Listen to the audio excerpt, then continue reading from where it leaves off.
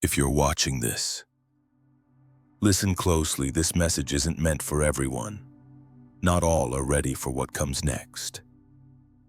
Alchemy has never unveiled itself to the unprepared.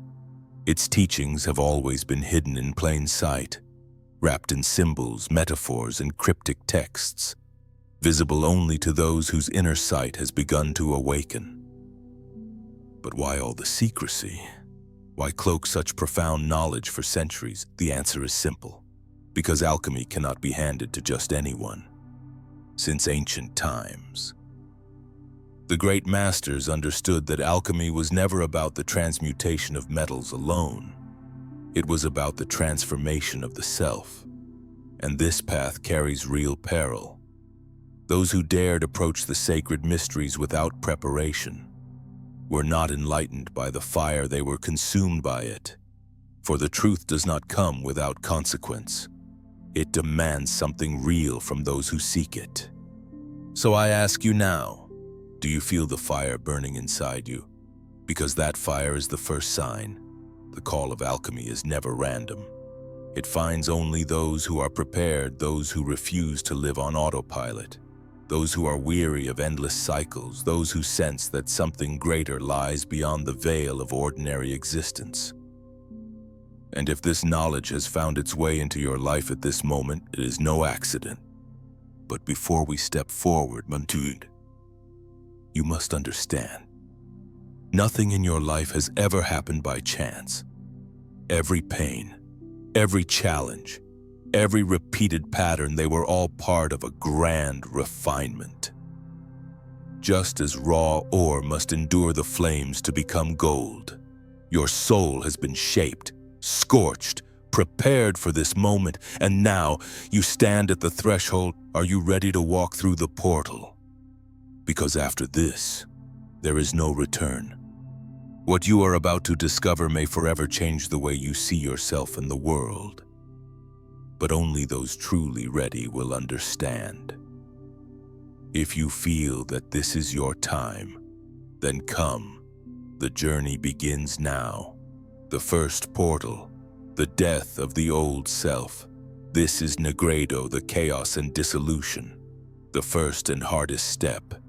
It is here where most turn back. For crossing this threshold demands a death not of the body, but of the ego.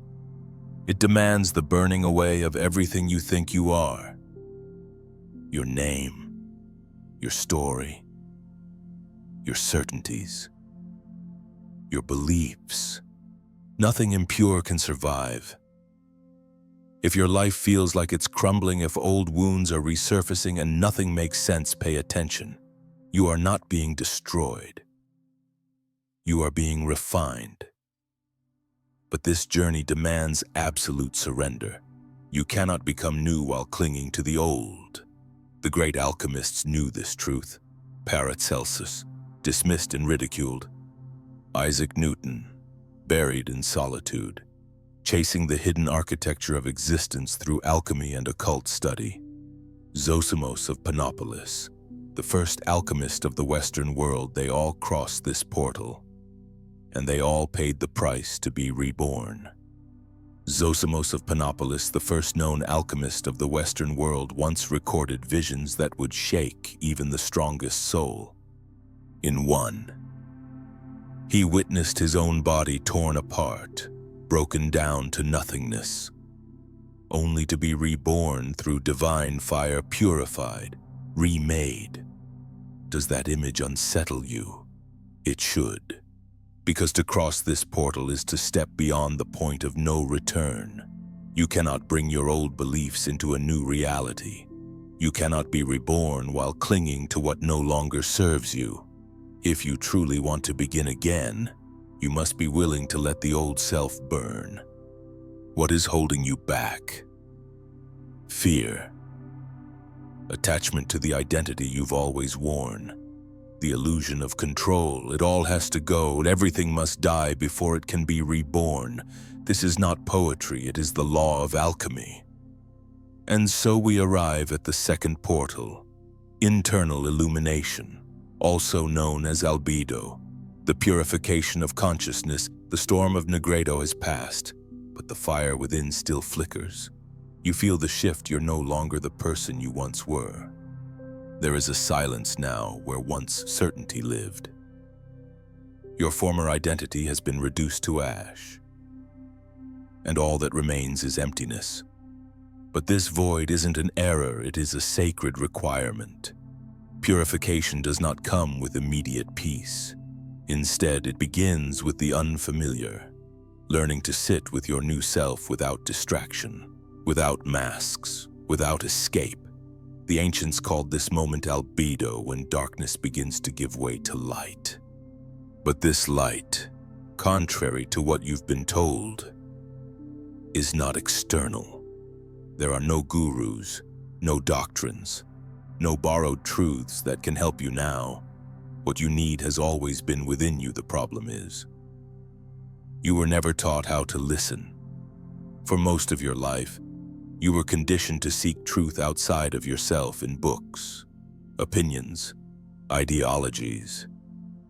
But the sages of ancient Egypt knew true wisdom is born in silence, and silence is not simply the absence of noise. True silence is inner stillness. It begins the moment you stop running from yourself. Sit down, close your eyes, and face everything still lingering in your depths. All the voices, the doubts, the implanted beliefs that you mistook as your own, they rise. Your mind races, floods you with thoughts, judgments, memories, but now, distraction doesn't work. The fire has cleared the surface. There is nothing left to numb you. You're faced with one choice: confront your own consciousness or remain trapped in the echoes of a self that no longer exists. Close your eyes. Breathe. Observe. Don't resist the thoughts. Don't force them away. Watch them. And as you do, you begin to see they are not you. They are echoes of what has already died. And in that stillness, something shifts. You realize you are not your thoughts, your trauma, or your fears. You are the awareness behind it all. And from that clarity, a lightness arises, as though a burden you didn't even know you were carrying has been lifted. That's what purification is. Not perfection, not the absence of negative thoughts, but the liberation from identifying with them. And now, as you feel this shift settle into your being, a question emerges. You've passed through chaos. You've touched clarity, but something still feels incomplete. You can no longer see the world the same way, and so the question arises: what is real?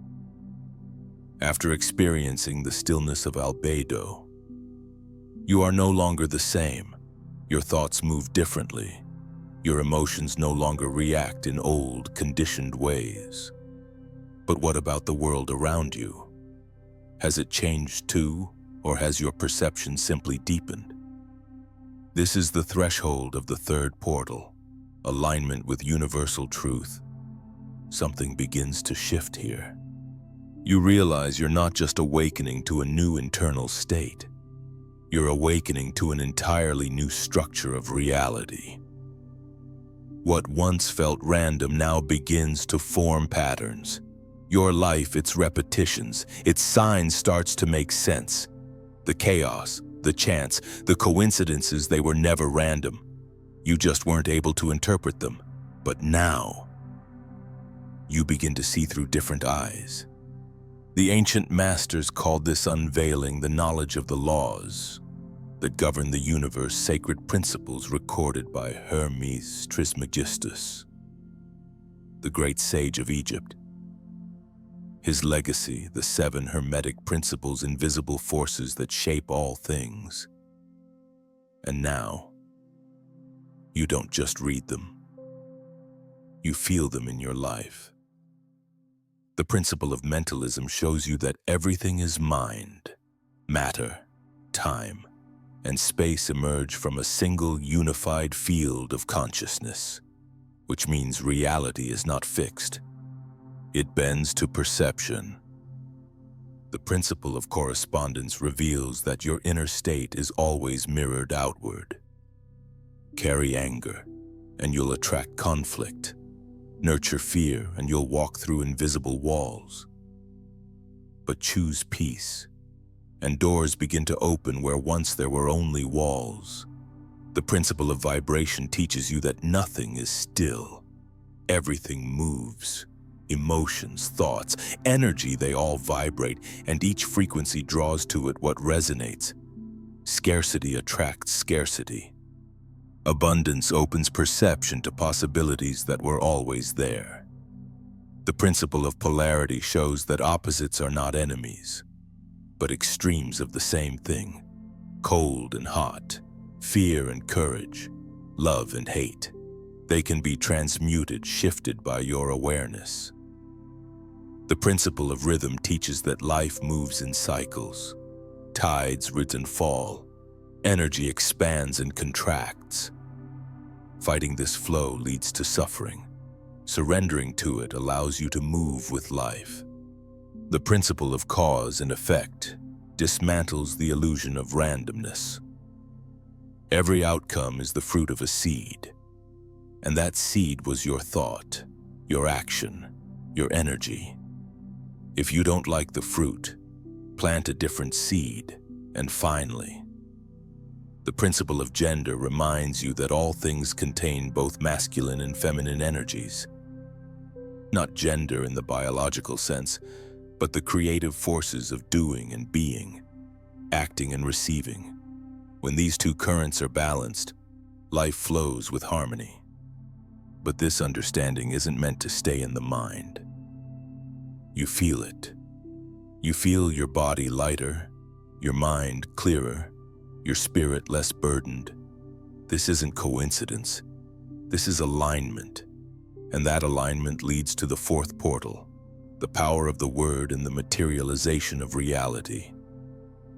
Now that you understand the laws that shape the cosmos, a deeper truth begins to unfold. You are never just a spectator. You are a co-creator. Every thought you think, every emotion you feel, and above all, every word you speak becomes a brushstroke on the canvas of your reality. Every word you speak contributes to the structure of your experience. This is the fourth portal, the power of the word and the materialization of reality. The ancients knew what modern minds are just beginning to rediscover. Words are magic. In ancient Egypt, this power was called Heka, the divine force behind the spoken word. Egyptian priests believed that the gods created reality not with their hands, but with their voices. Sound wasn't just communication, it was creation. To speak was to shape. To name something was to bring it into existence. But this isn't just myth. Today, science confirms what the sages once intuited. Sound vibrations affect matter. Through somatic experiments, we've seen how different frequencies reorganize particles into complex geometric patterns. Harmonic sounds create beauty and symmetry. Discordant ones create chaos. Vibration, quite literally, sculpts form. Now reflect. How often have you used words against yourself? How many times have you said, "I never succeed, I'm not good enough," or "this just isn't meant for me"? And then, in your frustration, wondered why the same patterns keep repeating. You are programming your world with every word that leaves your lips. Let me share a story. In a distant village lived a craftsman named Omar. His work with wood was beautiful, admired by many. Yet, every day, he'd mutter, "This isn't good enough." Though his hands created, his words dismantled. Years passed. Nothing changed, until one day, a traveler overheard him and said, "Every word you speak is a strike against your own destiny." Something shifted. The next morning, Omar looked at his work and whispered, "This is my finest creation yet." At first, he didn't believe it, but he repeated it again and again.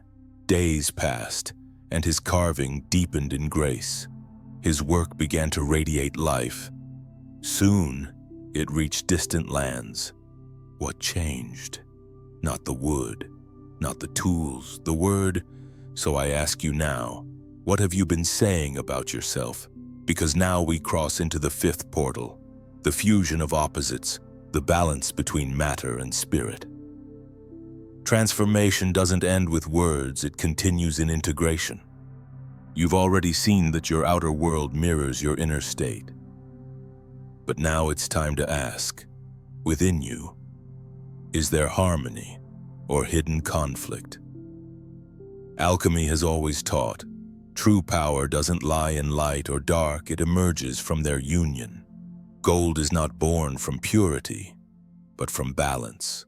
No creation without destruction, no clarity without shadows, no intellect without intuition. In ancient occult tradition, this fusion is represented by the rebis, the androgynous being, symbol of the perfect harmony between masculine and feminine energies within. Not just an image, but a state of consciousness. A moment of stillness where you fully accept every part of yourself, the strong and the vulnerable, the active and the receptive. But can you truly accept that? Since childhood, you were taught to divide yourself, to hide your softness, to see fear as weakness, to suppress your sensitivity, to believe that logic made you less spiritual, or that emotion made you unstable. You were pushed to extremes, and extremes create separation. But the truth is, real power is born from fusion. The fire of transformation and the water of intuition must live together. The energy of action and the grace of stillness must walk as one. You are not one or the other. You are both. You are all. Just as the cosmos balances day and night, sun and moon, chaos and order, you and two are meant to embody sacred equilibrium. Everything in existence moves in perfect rhythm. Life breathes in cycles, rise and fall, birth and renewal. And now, as you move with that universal rhythm, a deeper question arises. Can you love all parts of yourself, even the ones you once denied, rejected, or tried to forget? If your heart can say yes, even a whisper of yes, then you are ready for the next step. The sixth portal, the encounter with the inner master. You have accepted what many spend a lifetime avoiding: the shadow and the light, reason and intuition, chaos and order. And with this acceptance, a shift occurs, a new silence descends, not the silence of emptiness, but a silence rich with presence. A living awareness that once felt unreachable. This is the crossing into the sixth portal, the encounter with the teacher who has always lived within you. The journey here has been long. You have passed through the fires of Negredo, dissolving the illusions of the old self. You endured the deep stillness of Albedo, purifying your perception. You have learned the universal principles, wielded the power of the word, and balanced the opposing forces within. But still, one last illusion clung to you, the belief that truth comes from outside. The ancient alchemists knew the deeper reality. True knowledge cannot be taught. It can only be remembered. That is why they hid the wisdom of the great work in symbols, riddles, and metaphors, because those not yet ready to see would remain blind, no matter how many books they read. Hermes Trismegistus, the father of the Hermetic tradition, said it plainly. The lips of wisdom are closed, except to the ears of understanding. There are no external gurus, no master outside who can hand you the truth. Even the greatest sages, Jesus, Buddha, Lao Tzu, Pythagoras, Socrates, they didn't ask for followers, they didn't demand worship.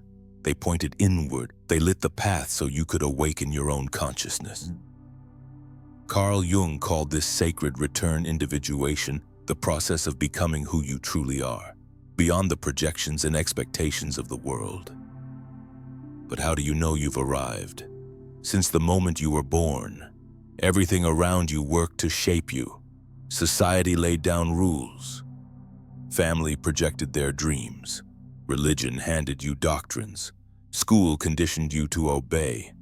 But beneath all that conditioning, beneath the name you were given, beneath the fears planted into you, there was someone untouched, waiting. The inner master was always there, hidden under layers of programming, buried beneath beliefs that were never truly yours. You became a prisoner of voices you never chose. But now you are waking up. Where once inner silence was uncomfortable, now it has become sacred. Now you sit in that space and realize the answers you've been searching for were always inside you. Doubt begins to fade. The desperate hunger for approval dissolves. The inner voice grows stronger. And for the first time, you trust it. And then something remarkable happens. The world outside responds differently. Because your inner vibration has changed, you no longer seek truth in teachers or in books. You realize that true wisdom doesn't come from absorbing knowledge. It comes from living it, from becoming it. You don't just know, you feel. And in that feeling, a revelation is born. What once felt mysterious now feels natural. What once seemed distant is now here. And for the first time, you say it and know it's true. I am the master I have always sought.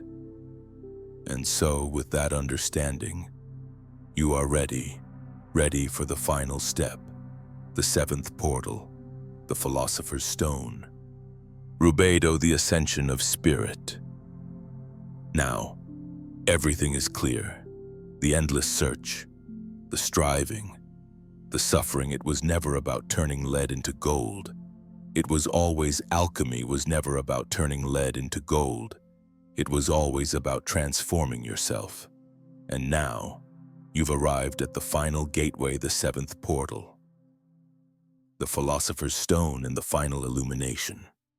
For centuries, seekers pursued the myth of the Philosopher's Stone, a mystical object said to grant eternal life, unlimited wealth, and ultimate power. But those who truly understood the great work always knew the truth. The stone was never something to hold in your hands.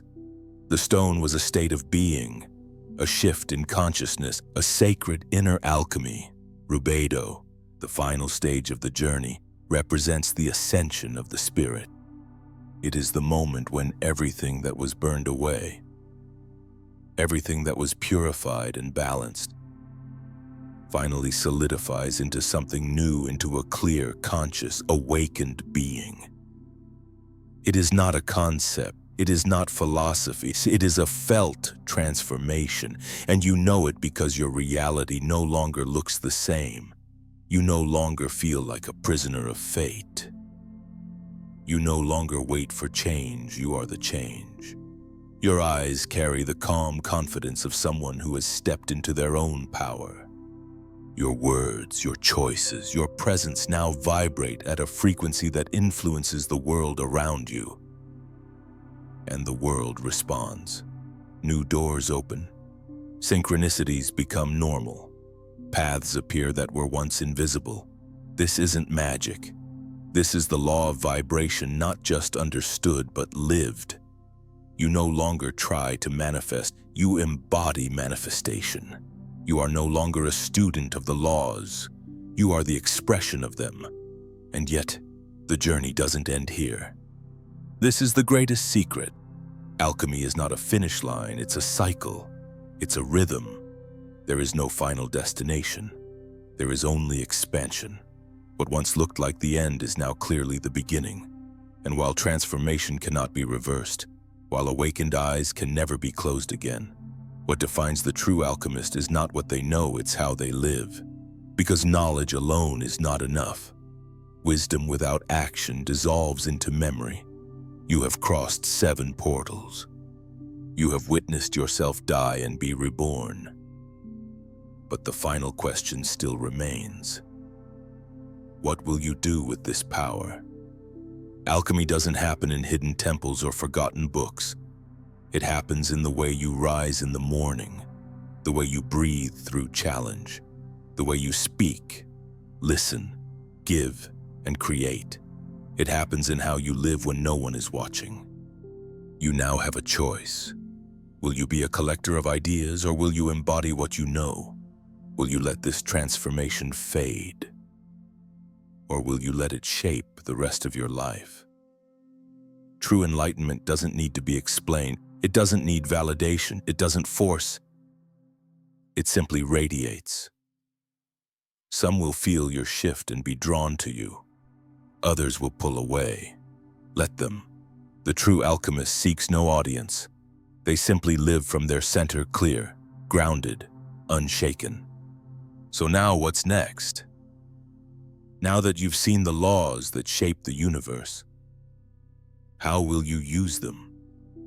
How will you create your reality with purpose? How will you help others awaken not by teaching, but by example? And most importantly, are you ready to take full responsibility for the life you are now consciously creating?